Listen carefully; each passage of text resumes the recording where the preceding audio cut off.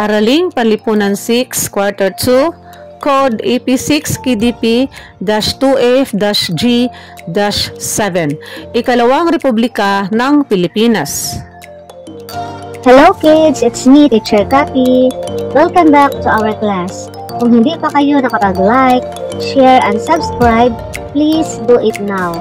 And don't forget to hit the notification bell button for more updates and videos. Thank you! Bago natin umpisahan ang ating talakayan, magkakaroon muna tayo ng pre-test. Paano to?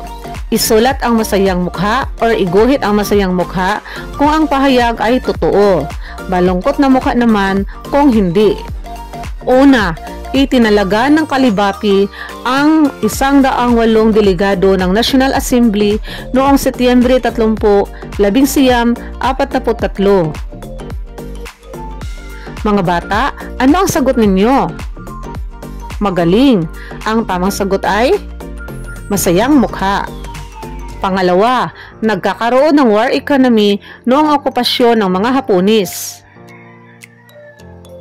Mga bata, ano ang sagot ninyo? Magaling. Ang tamang sagot ay masayang mukha. Pangatlo, nagtatag si Pangulong Jose P. Laurel ng Ministry of Economic Affairs upang mas lalong mabigyan ng pagkain ang mga Pilipino. Mga bata, ano ang sagot ninyo? Magaling. Ang tamang sagot ay malungkot na mukha. Pang-apat, sa panahon ng Hapones, ipinatupad ang pagbabago sa edukasyon sa bisa ng Military Order No. 2. Mga bata, ano ang sagot ninyo? Magaling. Ang tamang sagot ay masayang mukha. Pang-lima, nagtatag ang Hapones ng sarili nitong palimbagan na tinatawag na Manila Newspaper Company. Mga bata, ano ang sagot ninyo? Magaling. Ang tamang sagot ay masayang mukha. Ngayon mga bata ay tatalakayin natin ang Ikalawang Republika ng Pilipinas. Noong Setyembre 20, 1943, itinalaga ng Kalibapi ang 108 delegado ng National Assembly.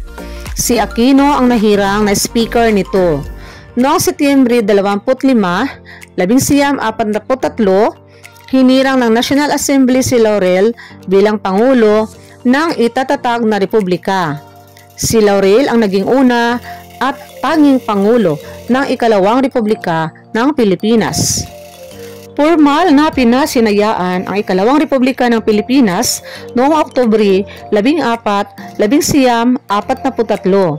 Kasabay nito ang Deklarasyon ng Kalayaan ng Pilipinas at ang panunumpa ni Laurel bilang Pangulo. Ang pangyayaring ito ang nagpawalang bisa sa pamahalaang militar na itinatag ng mga Hapones sa Pilipinas. Hindi kinilala ng US ang Republika. Tinagurian ito ni Pangulong Roosevelt ng US na puppet government. Para sa mga Amerikano, ang pamahalaang Commonwealth pa rin ang tunay na pamahalaan ng Pilipinas. Ipinangako ni Roosevelt na ibabalik ang tunay na demokrasya at kalayaan sa Pilipinas. Pag-uusapan naman natin ang mga pagbabagong panlipunan at pangkultura sa panahon ng Hapones. Sa ilalim ng Hapones, ipinatupad ang curfew sa mga lalawigan. Naging mahigpit din sila sa paglalathala ng mga pahayagan. Hinikayat ng pamahalaan ang mahuhusay na Pilipinong manunulat na mag-ambag ng mga lathalain at sanaysay hinggil sa pagtatag ng bagong Pilipinas.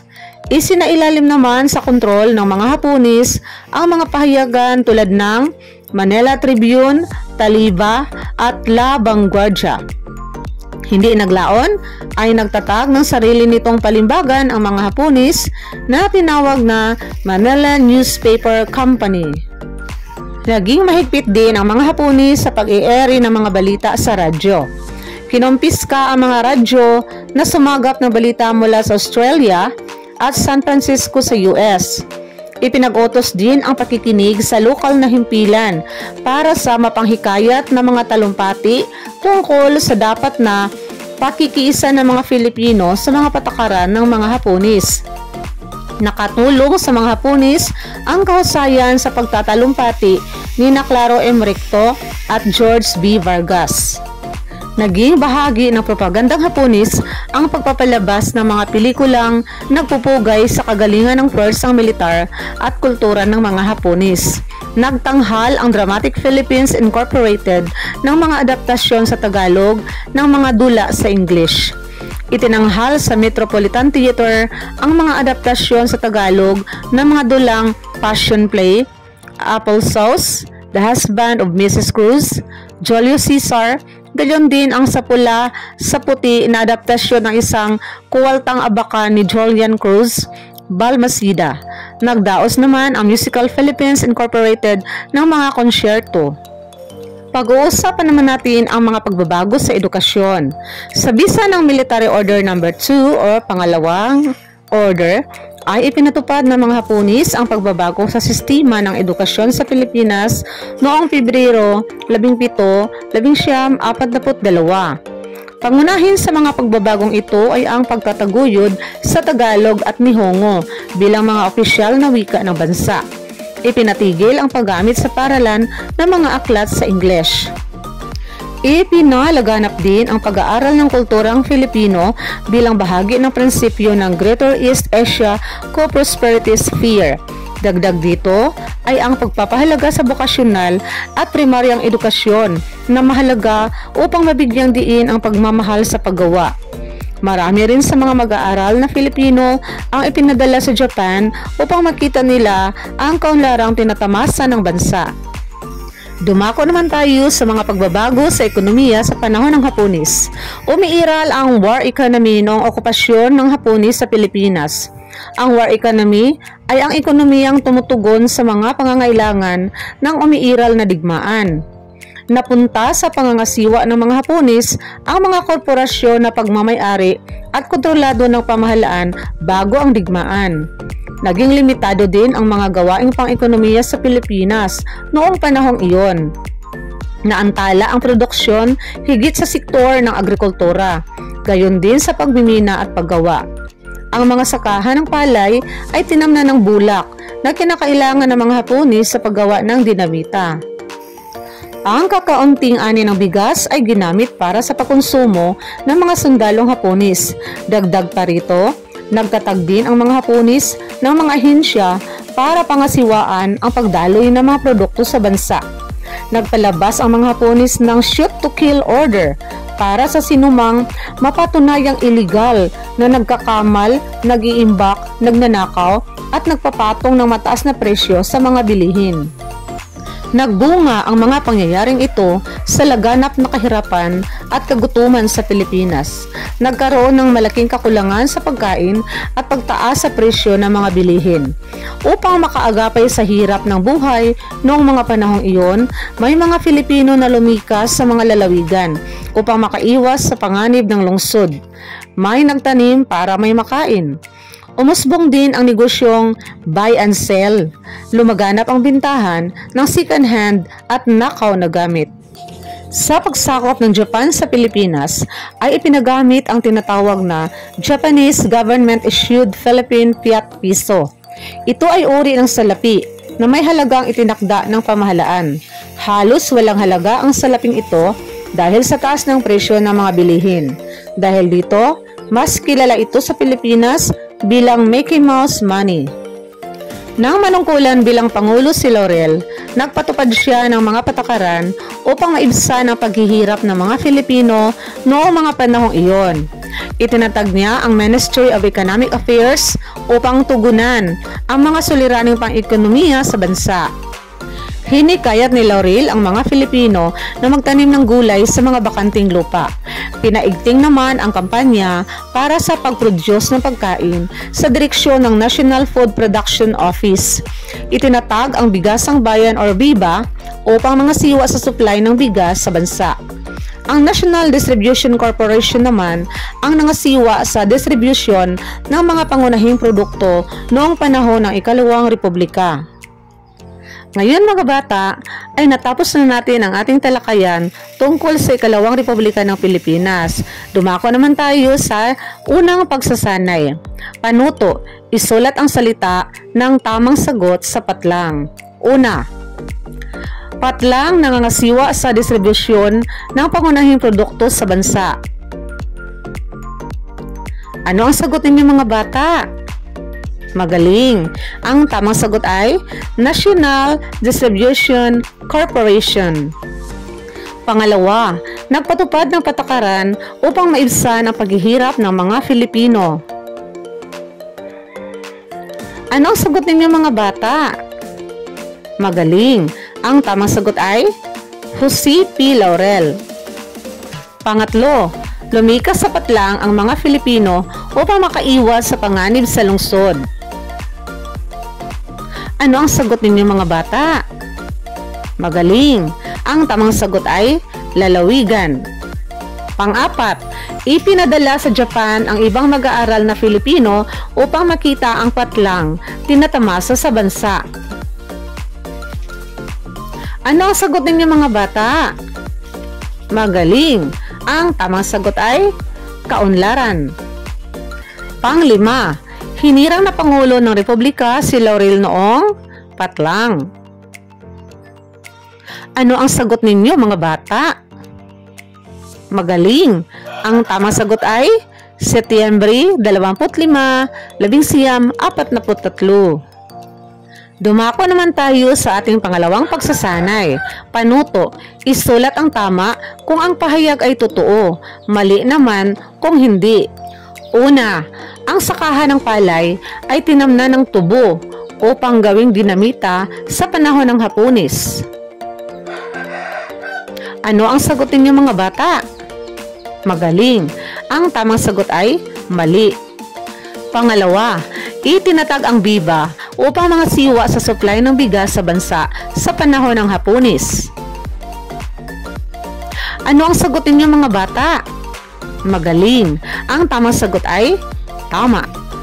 Pangatlo, sinabi ni Pangulong Roosevelt na ang itinatag na pamahalaan ng Hapones ay isang puppet government. Ano ang sagot ninyo mga bata? Magaling! Ang tamang sagot ay tama. Pang-apat, lumaganap ang maraming krimen sa panahon ng Hapones. Ano ang sagot ninyo mga bata? Magaling! Ang tamang sagot ay tama. Panglima, ipinasok sa kulungan ang sinumang mahuling mag-imbak ng pagkain o produkto sa panahon ng Hapones. Ano ang sagot ninyo mga bata? Magaling! Ang tamang sagot ay mali. Dumako na naman tayo sa ating pangatlong pagsasanay. Panuto, piliin ang titik ng tamang sagot. Una, patlang ang una at naging Pangulo ng ikalawang Republika ng Pilipinas. Letter A, Roosevelt. Letter B, Laurel. Letter C, Aquino. Letter D, Vargas. Ano ang sagutin niyo mga bata? Magaling! Ang tamang sagot ay Laurel. Letter B. Pangalawa, pinasinayaan ang ikalawang Republika ng Pilipinas noong patlang. Letter A, Oktubre 14, 1943. Letter B, Oktubre 24, 1943.